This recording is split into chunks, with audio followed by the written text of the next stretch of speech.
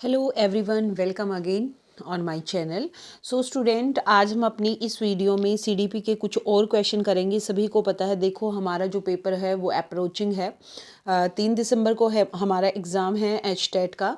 तो देखिए, बिल्कुल भी घबराने की ज़रूरत नहीं है। जितना अब तक आपने पढ़ा है उसको डेली प्रैक्टिस कीजिए, डेली उसको रिवाइज़ कीजिए। और मेरा सजेशन यही होगा कि एंड मोमेंट पे अगर आप थ्योरी पढ़ चुके हैं तो आप ज़्यादा से ज़्यादा क्वेश्चन लगाइए। ठीक है, आप जब एक क्वेश्चन लगाते हैं तो उसके साथ आपके 4 क्वेश्चन तैयार होते हैं, क्योंकि 4 ऑप्शन हमें हर क्वेश्चन में गिवन होते हैं। तो जब हम हर एक ऑप्शन का मीनिंग समझ के चलते हैं तो हमारे एक क्वेश्चन के साथ 4 क्वेश्चन रेडी हो जाते हैं।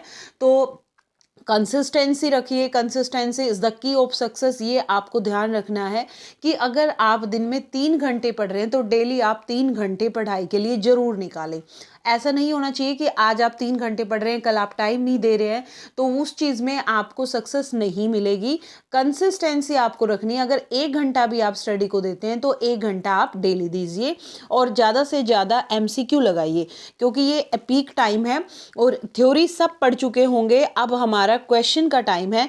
तो जितने क्वेश्चन आपको एमसीक्यू, मैं ये नहीं बोल रही मेरी वीडियो से आप पढ़ें, जहाँ से भी जितने भी सोर्सेज आपको अवेलेबल है, हर वीडियो से आप क्वेश्चन देखिए और ज़्यादा से ज़्यादा क्वेश्चन को लगाइए। ठीक है, स्टार्ट करते हैं फर्स्ट क्वेश्चन से। The period of infancy is from, मतलब इन्फेंसी का पीरियड हमने बताना है। तो इन्फेंसी का जो पीरियड होता है वो होता है भाई बर्थ टू 1 ईयर। अगर हम बात करें स्टेजेस ऑफ ह्यूमन लाइफ की एज के साथ, तो देखिए सबसे पहली जो एज होती है, मैं बोल देती हूँ, आप नोट डाउन कर लेना, टोडलर वाली होती है।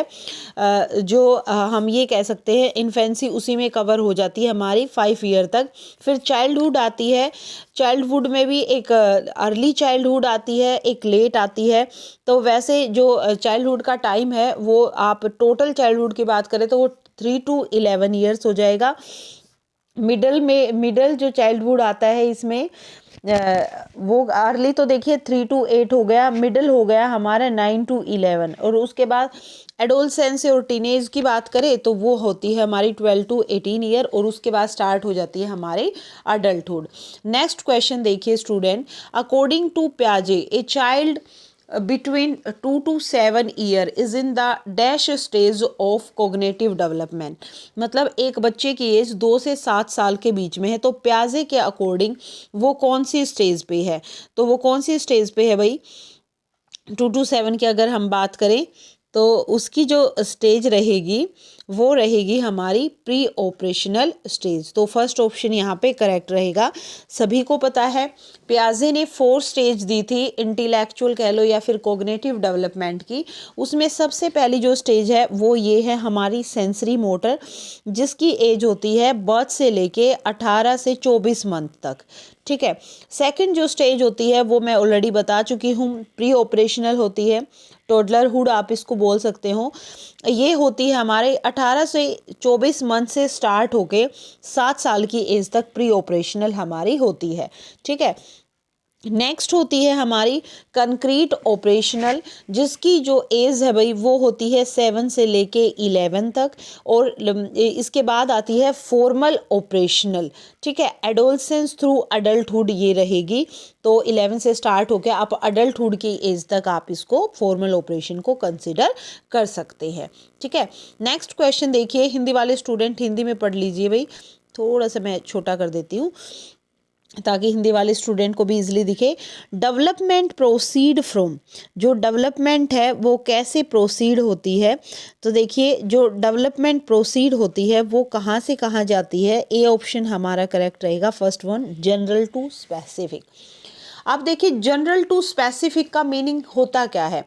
ये कहना चाहते हैं कि जो डेवलपमेंट का प्रोसेस है वो स्टार्ट होता है जनरल रिस्पॉन्सेज के साथ। ठीक है, हम जनरल रिस्पॉन्स करते हैं, कोई भी चाइल्ड है वो जनरल रिस्पॉन्सेज को शो करेगा। As he or she passes through the later stages, जैसे ही वो मतलब लेटर स्टेजेस से पास होगा, then he or she starts exhibiting the specific behaviour. मतलब पहले एक बच्चा जनरल रिस्पॉन्स करता है, फिर उसको स्पेसिफिक बिहेवियर करना आता है। ठीक है, तो हम ये कहेंगे इनिशियली जो इन्फेंट होते हैं have certain code reflexes and skills, वही उनका जनरल है और फिर उनका बिहेव जो है वो स्पेसिफिक हो जाता है। नेक्स्ट देखिए, नेक्स्ट है when adult adjust to the assistance they provide to facilitate progression of the child from current level of performance to the potential level of performance it is called, इसको क्या बोलते हैं?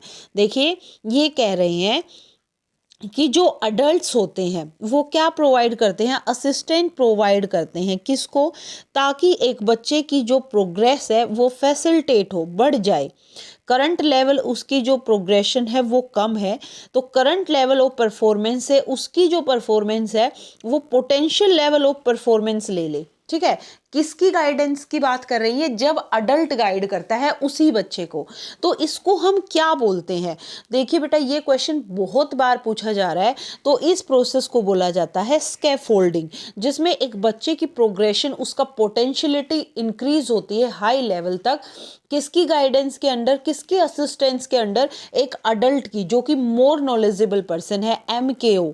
ये भी आपको ध्यान रखना है, फुल फॉर्म ऑफ MKO होती है मोर नॉलेजेबल अदर्स, जो कि वाइगोत्स्की की थ्योरी में ही पूछी जा सकती है। तो इस प्रोसेस को बोला जाता है scaffolding. Hope this question is clear to all. Next देखिए बेटा, नेक्स्ट क्वेश्चन क्या है?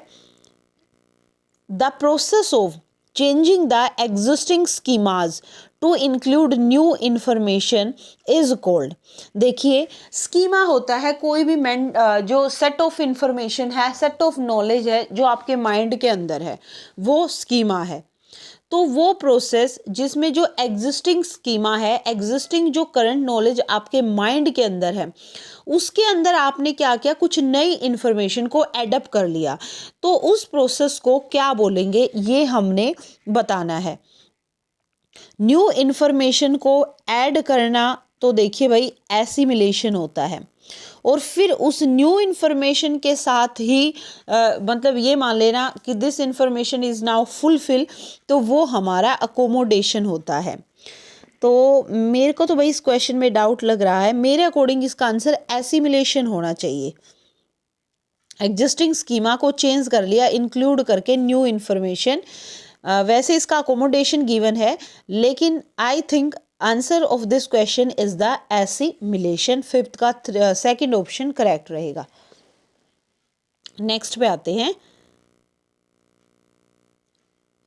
इन middle childhood speech is more dash rather than dash. तो मिडिल चाइल्डहुड जो अभी हमने स्टेज की बात की थी, तो उसमें जो स्पीच होती है वो किस तरीके की होती है?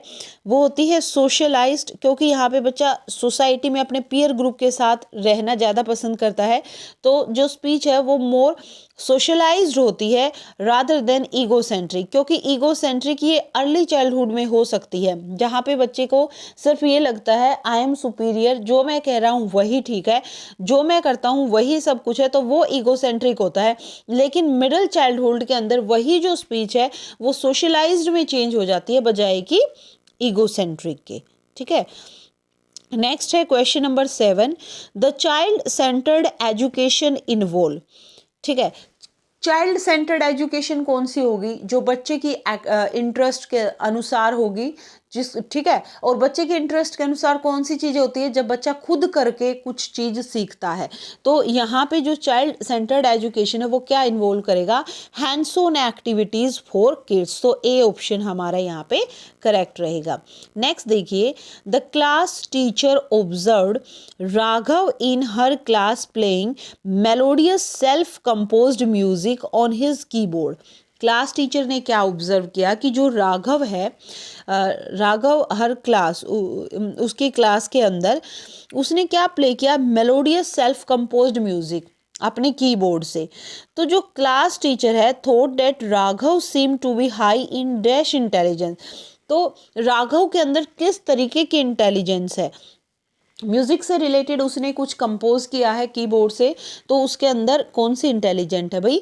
Musical intelligence. सभी को पता है ये सारी जो इंटेलिजेंस है ये हमारे गार्डनर ने दी थी, और मैंने बहुत सारी वीडियो में जो भी इंटेलिजेंस 8 के 8 इंटेलिजेंस मैं ऑलरेडी डिस्कस कर चुकी हूँ। अगर आपने मेरी लास्ट वीडियोज़ नहीं देखी हैं तो वो आप देख लीजिए, सारी इंटेलिजेंस आपको क्लियर हो जाएंगी। तो यहाँ पे कौन सी है? म्यूजिकल इंटेलिजेंस है। नेक्स्ट क्वेश्चन देखते हैं। When a teacher consider boys as naturally better at mathematics, मतलब एक टीचर कंसिडर कर रहा है कि जो लड़के होते हैं ना उनका मैथ, और बोल देते हैं, हम भी बोल देते हैं कि उनका मैथमेटिक्स ज़्यादा अच्छा होता है गर्ल्स की बजाय, तो ये चीज़ क्या शो कर रही है भाई यहाँ पे? ये जेंडर बायसनेस। ठीक है, जेंडर वैसा ऐसा कुछ होता नहीं है, ऐसा कोई साइंटिफिक लॉजिक नहीं है कि बॉयज़ के अंदर मैथमेटिक्स की ज़्यादा नॉलेज है, गर्ल्स के अंदर साइंस की ज़्यादा नॉलेज है, ऐसा कुछ भी नहीं होता। ठीक है, माइंड आईक्यू लेवल सबका इक्वल है, तो ये सिर्फ एक जेंडर बायसनेस है, ऐसा मान लिया गया है। ठीक है, जेंडर बायसनेस की वजह से। क्वेश्चन नंबर 10 देखिए। Inclusive education assume that we should change the dash to fit the desk. देखिए, इंक्लूसिव एजुकेशन भी ऑलरेडी मैं डिस्कस कर चुकी हूँ। एक ऐसा एजुकेशन सेटअप जिसमें चाहे एक नॉर्मल चाइल्ड है या एक अबनॉर्मल चाइल्ड है, डिसेबल चाइल्ड है, दोनों साथ मिलके क्या करते हैं? एजुकेशन लेते हैं, वो हमारा इंक्लूसिव सेटअप होता है। तो वहाँ पे जो एक टीचर है जो टीचिंग करता है या लेक्चर डिलीवर करता है, उसको अपना हैंड ऑन जो टीचिंग मेथड है वो बच्चों के अनुसार रखना होता है। ठीक है, जिस तरह के बच्चे, तो फ्लेक्सिबल टीचिंग मेथड वहाँ पे चलते हैं। तो ये पूछ रहे हैं इसमें क्या चेंज होता है और किस चीज़ को फिट करने के लिए होता है। तो अगर हम इंक्लूसिव एजुकेशन की बात करें तो हमें चेंज करना पड़ेगा सिस्टम को, ताकि उस सिस्टम के अंदर चाइल्ड को फिट किया जा सके। चाइल्ड को चेंज नहीं करना, चाइल्ड तो एज सच है, एबनॉर्मल है तो वो एबनॉर्मल है। आप अपना सिस्टम चेंज कीजिए, उस सिस्टम को चेंज करके हमें चाइल्ड को फिट करना है, ना कि चाइल्ड को चेंज करके सिस्टम के अंदर फिट करना है। तो सिस्टम को चेंज करना है और फिट करना है चाइल्ड को। नेक्स्ट देखते हैं। Children have the potential to create knowledge and make meaning. From this perspective, the role of teacher is that of a, मतलब चिल्ड्रन के अंदर इतनी क्षमता है, इतनी पोटेंशियल है कि वो नॉलेज क्रिएट कर सकता है, मीनिंग बना सकता है। तो यहाँ पे टीचर का रोल किस तरीके का हुआ? टीचर हुआ सिर्फ फैसिलिटेटर की तरह, टीचर ने उसको फैसिलिटेट किया, और बच्चा इतना कंस्ट्रक्टिव माइंड का है कि उसने खुद से नॉलेज बनाई, खुद से उसका मीनिंग क्रिएट किया। तो टीचर का रोल यहाँ पे क्या है? As a facilitator. Question number 12 देखिए student. Which one of the following is not a Which one of the following is not a characteristic of gifted children? Gifted children सभी को पता है क्या होते हैं, जिनका जो इंटेलिजेंस लेवल है वो नॉर्मल और एवरेज से भी बहुत ज़्यादा होता है। तो यहाँ पे बताना है कि कौन सा उनका एक कैरेक्टरिस्टिक नहीं है, मतलब एक नहीं है बाकी है। हायर ऑर्डर मेंटल प्रोसेस उनका होता है, हाई सेल्फ एफिकेसी उनके अंदर है, बिलो एवरेज नहीं, ये नहीं है भाई, सॉल्विंग प्रॉब्लम इनसाइटफुली ये भी है। तो सिर्फ सी नहीं है, तो सी यहाँ पे करेक्ट आंसर रहेगा। क्वेश्चन नंबर 13 देखते हैं। According to the pre conventional level of Kohlberg theory, to which of the following would an individual turn when making a moral decision? तो इनके पूर्व परंपरागत सदर के अनुसार कोई नैतिक निर्णय लेते समय एक व्यक्ति निम्नलिखित में से किस तरफ प्रवृत्त होगा, ये हमने बताना है। तो देखिए यहाँ पे इन्होंने बहुत सारी स्टेजेस दी थी। देखिए वैसे तो 3 स्टेजेस थी, फर्दर उनके अंदर स्टेजेस थी। पहला जो लेवल 1 की स्टेज थी आप लिख लीजिए, वो थी भाई प्री कन्वेंशनल स्टेज। ठीक है, इसका आंसर रहेगा पोटेंशियल पनिशमेंट इन्वॉल्व। एक बार मैं स्टेज आपको बता देती हूँ। प्री कन्वेंशनल स्टेज में क्या है, जो वैल्यूज हैं इज एक्सटर्नल इवेंट। ठीक है, अब इसमें 2 स्टेज आई, एक पनिशमेंट अवॉइडेंस और दूसरी आई ग्रीटिंग, दूसरी जो रहेगी getting what you want bye trade off, वो सेकंड थी। फिर सेकंड लेवल की स्टेज आई हमारी कन्वेंशनल भाई, सेकंड थी कन्वेंशनल। कन्वेंशनल के अंदर फिर से 2 थी, मीटिंग एक्सपेक्टेशन ऑफ अदर और fulfilling duties and upholding the laws. Last हमारी थी पोस्ट कन्वेंशनल। इसके अंदर भी दो थी। स्टेज 5th थी sense of democracy and relativity of rule, और स्टेज 6th थी self selection of universal principles. तो ये स्टेजेस आपको ध्यान रखनी है, मेनली 3 थी, और हर 3 जो स्टेज हैं, लेवल 1, लेवल 2, लेवल 3, उनके अंदर फर्दर जो स्टेजेस थी वो 2 थी, तो टोटल 6 हो गई थी भाई, आपको ये ध्यान रखना है। नेक्स्ट देखिए, रिगार्डिंग लर्नर इंडिविजुअल डिफरेंसेस, शिक्षार्थियों की व्यक्तिगत विभिन्नताओं के संदर्भ में शिक्षिका को चाहिए, द टीचर शुड, क्या करना चाहिए एक टीचर को, provide a variety of learning situation, मतलब बच्चे को विविध प्रकार की, अलग अलग प्रकार की अधिगम परिस्थितियां उपलब्ध करवा देनी चाहिए। नेक्स्ट देखते हैं, विच one of the following is not the principle of the child development, इनमें से कौन सा एक प्रिंसिपल नहीं है चाइल्ड के डेवलपमेंट का। ठीक है, देखिए, फॉलो ए सीक्वेंस, ये तो होता है। All area of development are important, ये भी सही है। All development result from an interaction of maturation and experience, ये भी सही है। और लेकिन all development and learning proceed, नहीं, ये सही नहीं है कि जितने भी डेवलपमेंट या लर्निंग प्रोसीड होती है वो इक्वल रेट से होती है, मतलब सभी विकास तथा अधिगम एक समान गति से आगे बढ़ता है, ऐसा नहीं होता। समान गति से नहीं, वेरिएशंस होती हैं, समान गति से कभी भी विकास आगे नहीं बढ़ता। नेक्स्ट देखते हैं, विच one of the following would be the most effective way of conducting the assessment. Assessment सभी को पता, आई थिंक, क्या होता है, एक बार मैं बता भी देती हूँ भाई। What is the assessment? Assessment होता है द एक्शन और an instance of making a judgement about something, किसी चीज़ के बारे में आपने अपनी जजमेंट बना ली, वो आपकी असेसमेंट है। The act of assessing something, appraisal बोल लीजिए आप उसको। असेसमेंट ऑफ डैमेज होती है, असेसमेंट ऑफ प्रेसिडेंट अचीवमेंट होती है, असेसमेंट इन एजुकेशन होती है, तो अलग अलग तरीके की असेसमेंट होती है। तो यहाँ पे हमने बताना है मोस्ट इफेक्टिव वे क्या है असेसमेंट कंडक्ट करने का, तो वो आपका रहेगा ये 16 का जो करेक्ट आंसर है भाई, वो हमारा रहेगा second. Assessment is an inbuilt process in teaching learning, जो असेसमेंट होता है वो एक इनबिल्ट प्रोसेस होता है टीचिंग और लर्निंग में। पहले से ही अगर हम टीचिंग लर्निंग करा रहे हैं तो उसमें असेसमेंट तो ऑलरेडी है, ठीक है, इनबिल्ट प्रोसेस है। नेक्स्ट देखिए, which one of the following is related to creativity. अब क्रिएटिविटी से रिलेटेड क्या है, सभी को पता है, क्रिएटिविटी रिलेटेड होती है भाई डाइवर्जेंट थिंकिंग से। जिनके अंदर डाइवर्जेंट थिंकिंग होगी वो बच्चा क्रिएटिव होगा, उसके अंदर क्रिएटिविटी होगी। अब क्वेश्चन आता है कि what is the divergent thinking, ठीक है। तो डाइवर्जेंट थिंकिंग क्या होती है? It is a thought process which is used to generate the creative ideas by exploring many possible solution. एक प्रॉब्लम है, आपने उस एक प्रॉब्लम के बहुत सारे पॉसिबल सॉल्यूशन निकाले, ठीक है। वो कब निकाले? जबकि आपके अंदर डाइवर्जेंट थिंकिंग थी, मतलब आपका माइंड क्रिएटिव हुआ ना, ठीक है। And we can say it is typically occur in a spontaneous free flowing, मतलब स्पॉन्टेनियसली वो जनरेट होंगे, फ्री फ्लोइंग आइडियाज होंगे, नॉन लीनियर मैनर में होंगे, ठीक है। And we can say many ideas are generated in an emergent cognitive fashion, आपके mind में वो जनरेट होते हैं। तो ए ऑप्शन यहाँ पे हमारा करेक्ट रहेगा। क्वेश्चन नंबर 18 पे आते हैं। 18 क्या है? Which one of the following statement about children would Vygotsky agree with, मतलब वाइगोत्स्की बच्चे की कौन सी एक ऐसी स्टेटमेंट है जिसमें वो बच्चे के बारे में एग्री करते हैं?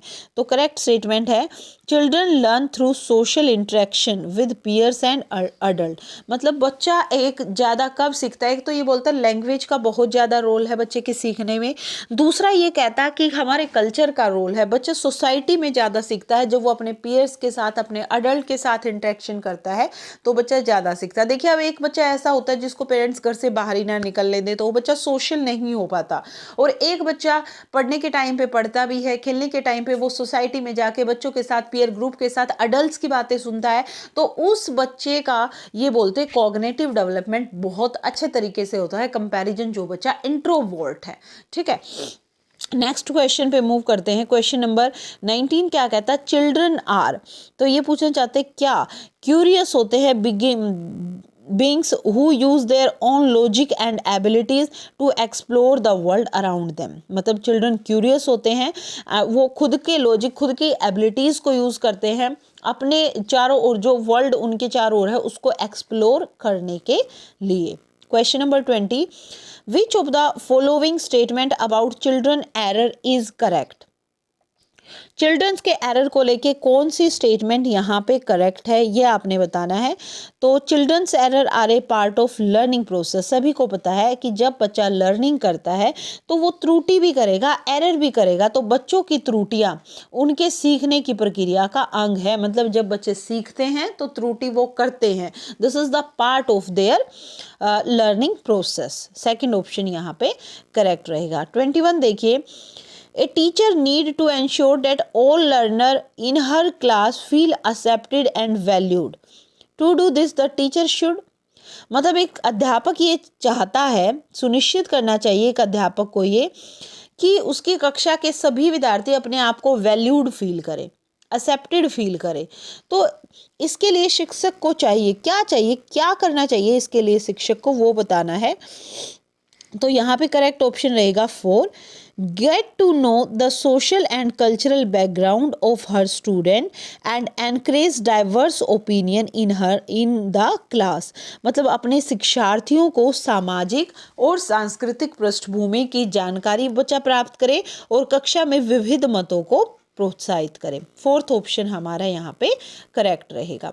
नेक्स्ट देखिए, क्वेश्चन नंबर 22 है, Suresh generally likes to study alone in a quiet room, whereas Madan likes to study in group with his friend. This is because of difference in their।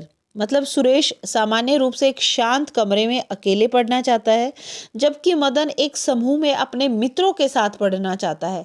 तो यह उनके dash में विभिन्नता के कारण है। तो ऐसा क्यों होता है?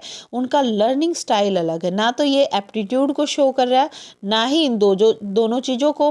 भाई हर बच्चे का इंडिविजुअल डिफरेंस है हर किसी में, तो हर बच्चे का जो लर्निंग स्टाइल है वो भी डिफरेंट ही होता है। तो करेक्ट ऑप्शन यहाँ पे क्या रहेगा? Learning style. क्वेश्चन नंबर 23 देखिए, India has a lot of linguistic diversity. सभी को पता है।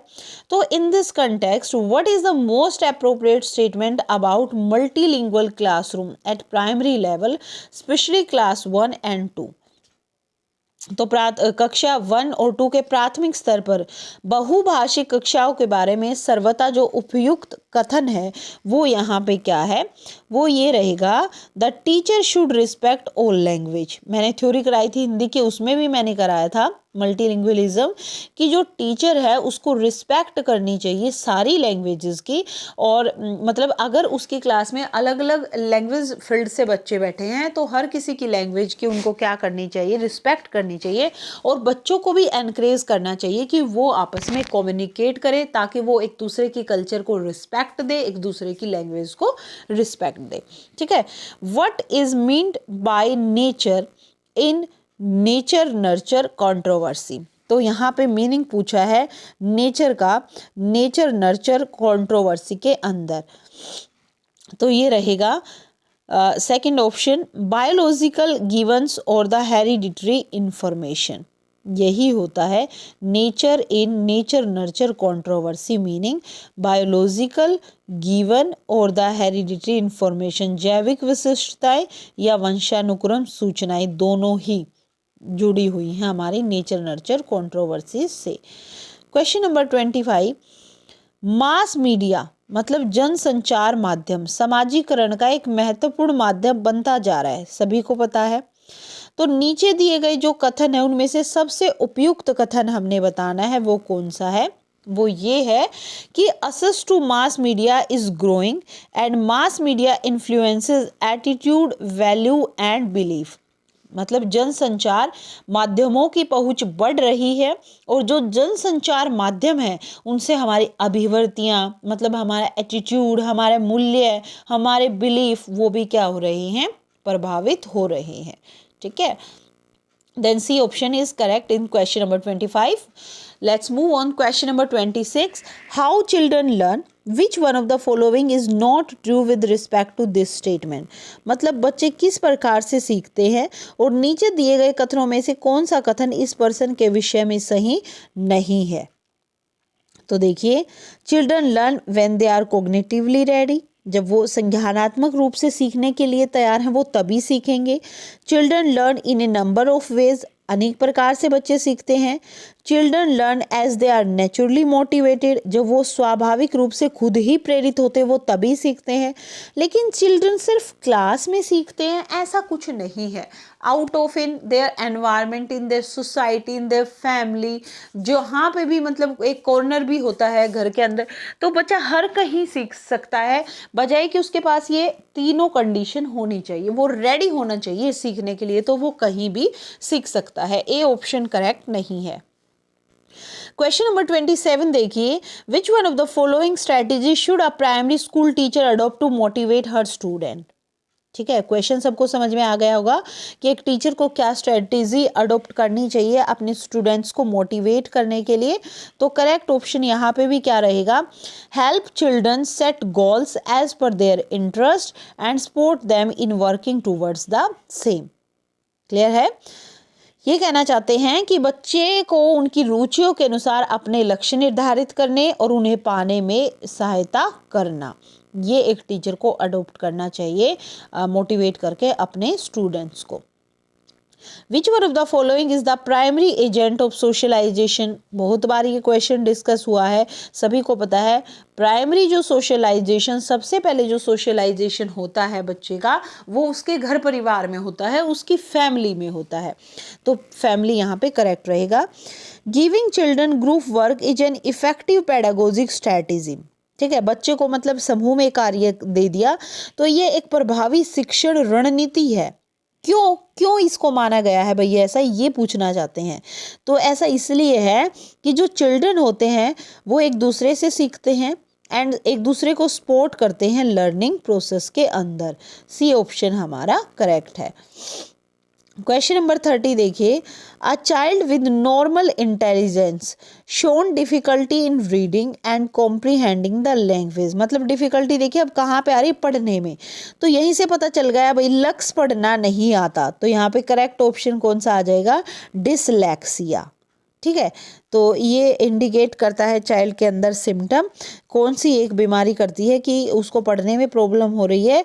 तो मैंने निमोनिक्स बताया था, लेक्सिया लक्ष्य पढ़ना नहीं आता मतलब रीडिंग में प्रॉब्लम है, तो dyslexia is the correct answer. ठीक है, तो भाई ये कुछ क्वेश्चन थे हमारे सीडीपी के। आशा करते हूँ क्वेश्चन आपको समझ आए होंगे। अगर उसके बाद भी किसी बच्चे को कोई क्वेरी है तो you can put down your query in comment box, definitely I will give the answer. और वीडियो देखिए, अगर आपको अच्छी लगी है तो ज़्यादा से ज़्यादा इस वीडियो को अपने फ्रेंड्स के साथ जो प्रिपेयर कर रहे हैं HTET के लिए, CTET के लिए, उनके साथ आप इसको शेयर कीजिए और वीडियो को लाइक करें और चैनल को सब्सक्राइब करें। Thank you everyone.